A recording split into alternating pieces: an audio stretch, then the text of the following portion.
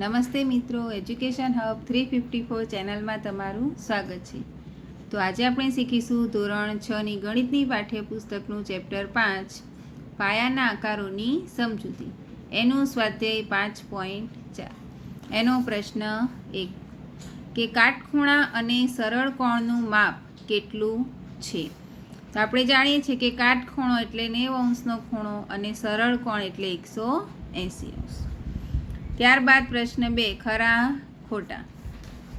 લઘુકોણનું માપ 90 અંશ કરતાં નાનું છે, તો જવાબ આવશે ખરું.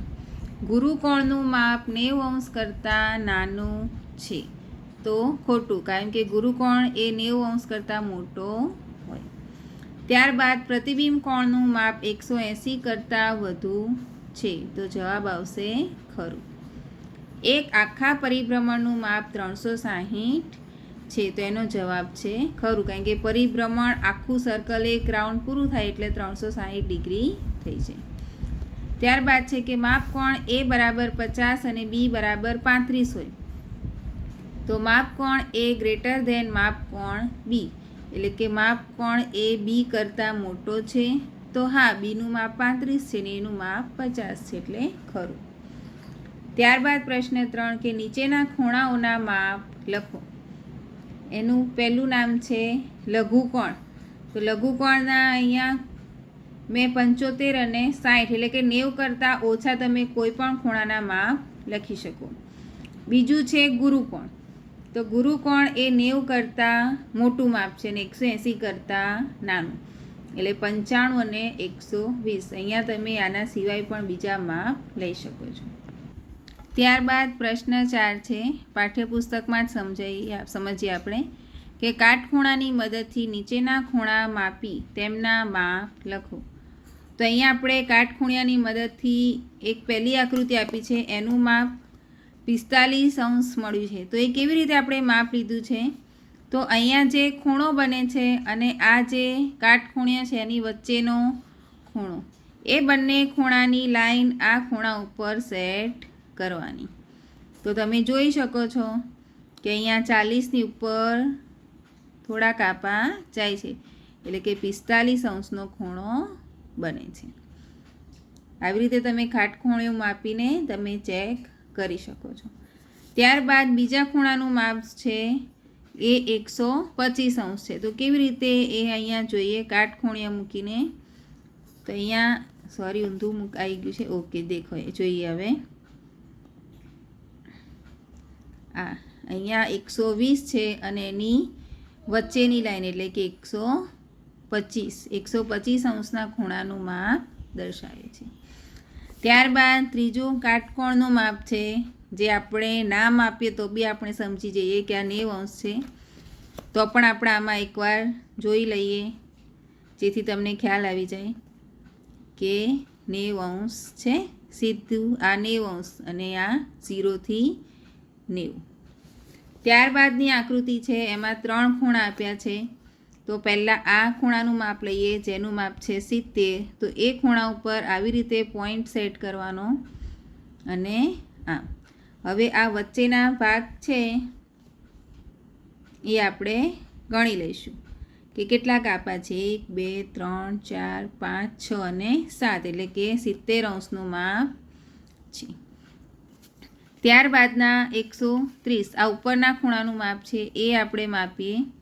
તો એને આપણે આવી રીતે સેટ કરીશું, તો એ થાય છે અહીંયા તમે જોઈ શકો છો 130 અંશ. ત્યારબાદ આ ખૂણાનું માપ છે, એને આપણે આવી રીતે સેટ કરીએ 9ની ઉપર ખૂણો, તો એ ખૂણો આપણને મળે છે 90 અંશનો અહીંયા. પ્રશ્ન 5 કયો ખૂણો મોટો હશે પહેલાં અનુમાન કરો અને પછી માપો. તો અહીંયા 2 ખૂણાના માપ આપ્યા છે. એક ખૂણો આપણે જોઈને પણ કહી શકીએ અનુમાન કરીને કે આ ખૂણો નાનો છે ને આ ખૂણો મોટો છે. હવે એ ખૂણાને કોણ માપકની મદદથી માપીએ આપણે. તો આ ખૂણા ઉપર ખૂણાની લાઈન સેટ કરીએ તો અહીંયા 40 સુધીનું માપ આપણને મળે છે. આ બ્લુ લાઈનની ઉપર 40. ત્યારબાદ બીજા ખૂણાનું માપ જોઈએ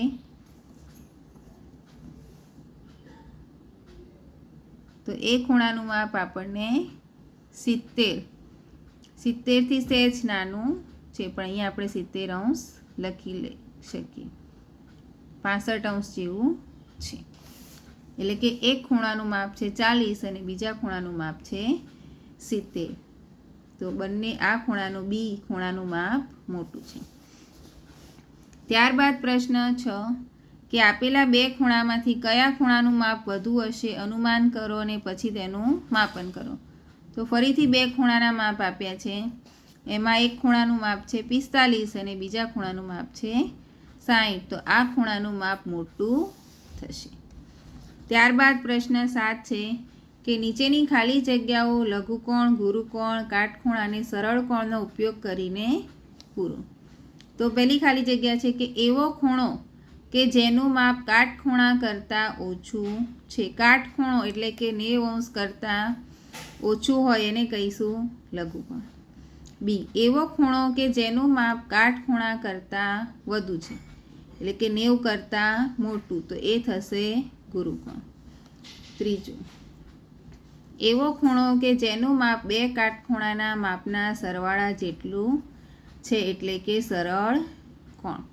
બે કાટખૂણા એટલે કે 90 + 90 180 અંશ.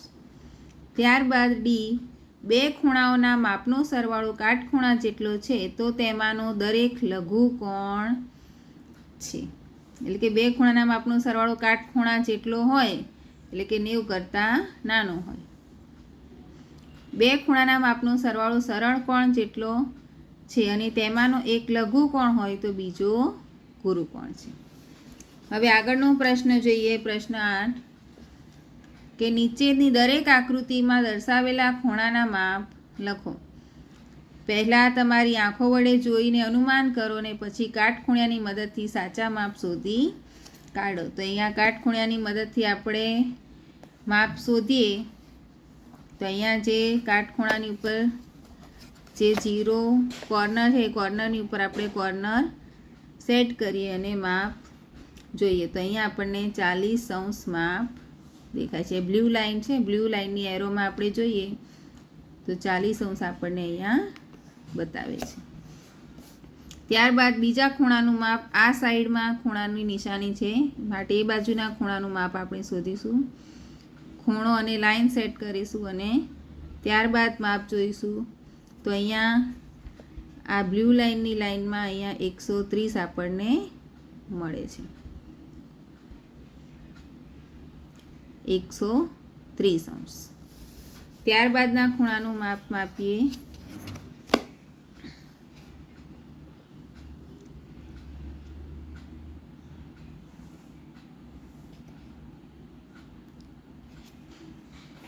તો એ ખૂણાનું માપ છે 65 અંશ, જે અહીંયા આપણે જોઈ શકીએ છીએ કે 60 અને 70ની વચ્ચે બ્લુ કલરનો એરો દેખાય છે. ત્યારબાદના ચોથા ખૂણાનું માપ લઈએ તો એ ખૂણાનું માપ 130 અને 40ની વચ્ચે છે એટલે કે 135 અંશ. હવે ત્યારબાદ દરેક આકૃતિનો નવો પ્રશ્ન છે. દરેક આકૃતિમાં ઘડિયાળના બે કાંટા વચ્ચેનો ખૂણો શોધો. તો અહીંયા 9 વાગ્યા છે એટલે કે આ આપણને કાટખૂણો દેખાય છે.